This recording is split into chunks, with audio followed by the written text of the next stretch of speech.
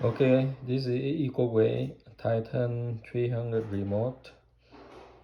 So we have a setting on the remote control and how to use it. Okay, so this setting is for your preference. Okay, when you choose rear words or front words, and then you can set the distance, the position, near or far for your nozzle.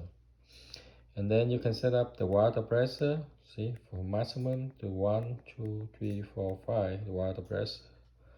And then you can set up the water temperature from low, 1, 2, 3, to maximum high. Okay, so after you setting everything, then you press and hold the setting button here for 5 seconds until you see the first dot is flashing, and then you're done. See, the first line and the power line turn on, and then you already set. Now flashing now. See, two line flashing. Now you're done.